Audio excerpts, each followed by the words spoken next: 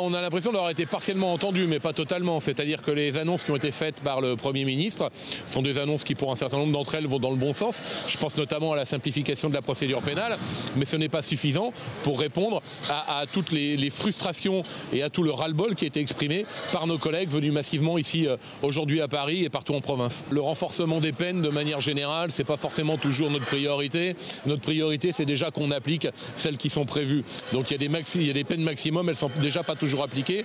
Et quand il y a des condamnations et de la prison n'est pas toujours faite parce qu'il y a des peines prononcées non appliquées. D'autre part, le trafic d'armes, et sur les annonces du trafic d'armes, il n'y a pas grand-chose de nouveau. Bon, mes collègues vont pouvoir procéder à des coups d'achat sur le trafic d'armes.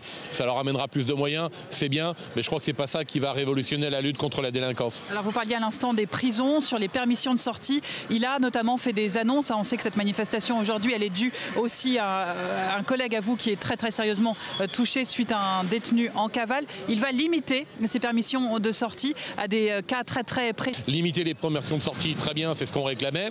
Maintenant, le Premier ministre nous dit ce seront l'administration pénitentiaire et la police qui feront ces missions-là. C'est déjà le cas aujourd'hui. Sauf que nous disons la police nationale n'a plus le moyen de le faire. Donc c'est pas à la police nationale de faire l'escorte des permissions de sortie des détenus éventuellement dangereux. C'est à l'administration pénitentiaire et qu'on donne les moyens à nos collègues surveillants pénitentiaires. Voilà,